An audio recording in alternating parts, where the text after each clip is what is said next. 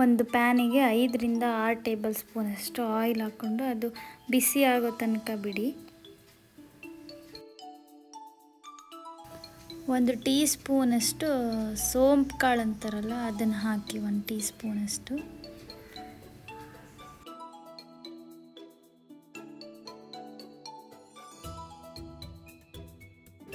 ಎರಡು ಈರುಳ್ಳಿ ಕಟ್ ಮಾಡಿ ಇಟ್ಕೊಂಡಿರೋದನ್ನು ಹಾಕಿ ಒಂದು ಸ್ವಲ್ಪ ಕರಿ ಲೀವ್ಸ್ ಹಾಕ್ಕೊತಾ ಇದ್ದೀನಿ.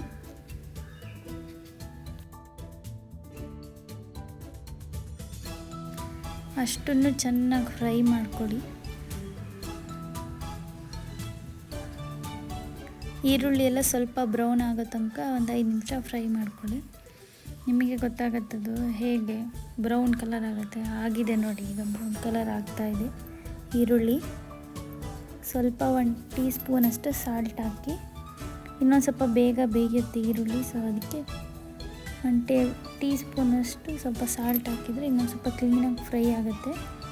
ನೆಕ್ಸ್ಟು ಜಿಂಜರ್ ಗಾರ್ಲಿಕ್ ಪೇಸ್ಟ್ ಹಾಕಿರಿ 1 ಸ್ಪೂನಷ್ಟು. ಚೆನ್ನಾಗಿ ಅದನ್ನು ಫ್ರೈ ಮಾಡ್ಕೊಳ್ಳಿ.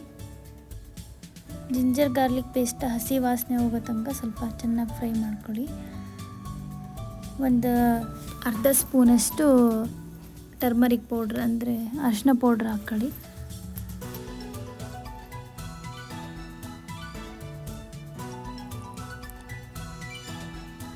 ಒಂದು ಸ್ಪೂನಷ್ಟು ಗರಂ ಮಸಾಲ,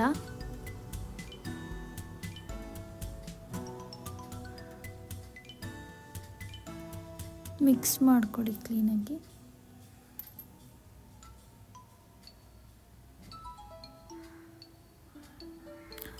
ಅರ್ಧ kg ಅಷ್ಟು ಚಿಕನನ್ನು ಹಾಕ್ಕೊತಿದ್ದೀನಿ.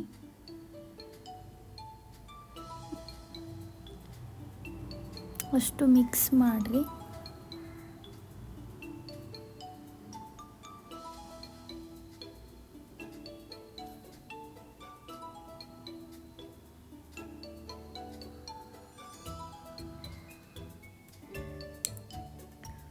ಚಿಕನ್ ಎಲ್ಲ ಸ್ವಲ್ಪ ಉಪ್ಪೆಲ್ಲ ಹಿಡಿಬೇಕಲ್ಲ, ಅದಕ್ಕೆ ಇನ್ನೊಂದು ಟೀ ಸ್ಪೂನಷ್ಟು ಸಾಲ್ಟ್ ಹಾಕ್ಕೊಳ್ಳಿ.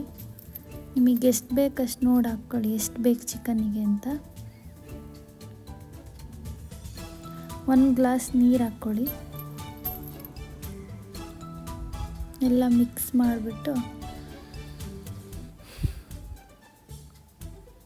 ಒಂದು 5ರಿಂದ 10 ನಿಮಿಷ ಬೇಯಿಸ್ಕೊಳ್ಳಿ. ಚಿಕನ್ ಎಲ್ಲ ಬೇಯಬೇಕಲ್ಲ ಚೆನ್ನಾಗಿ.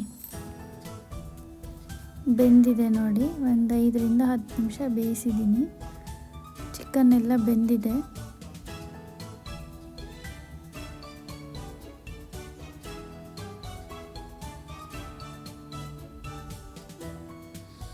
ಒಂದು ಸ್ಪೂನಷ್ಟು ಜೀರಾ ಪೌಡರ್ ಅಂದರೆ ಜೀರಿಗೆ ಪೌಡ್ರು ಹಾಕಿ, 1 ಸ್ಪೂನಷ್ಟು ಪೆಪ್ಪರ್ ಪೌಡರ್ ಹಾಕಿ, 1 ಸ್ಪೂನಷ್ಟು ಕೋರಿಯಂಡರ್ ಪೌಡರ್ ಹಾಕಿ,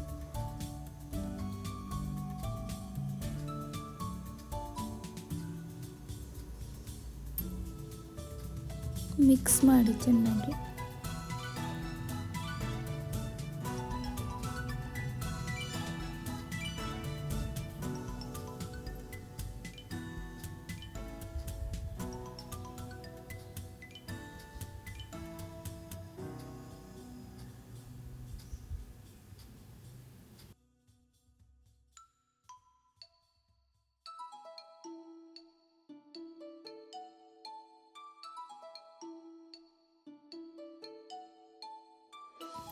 ಒಂದು ಅರ್ಧ ಟೊಮೊಟೊ ಹಾಕ್ಕೊಳ್ಳಿ. ಹಾಕ್ತಾಯಿದ್ದೀನಿ ಒಂದು ಅರ್ಧ ಟೊಮೊಟೊ. ನಿಮಗೆ ಬೇಕಿದ್ದರೆ ಹಾಕ್ಕೊಳ್ರಿ, ಇಲ್ಲಾಂದರೆ ಸ್ಕಿಪ್ ಮಾಡ್ಬೋದು. ನನಗೆ ಇಷ್ಟ ಅಂತ ಒಂದು ಅರ್ಧ ಟೊಮೊಟೊ ಹಾಕ್ತಾಯಿದ್ದೀನಿ.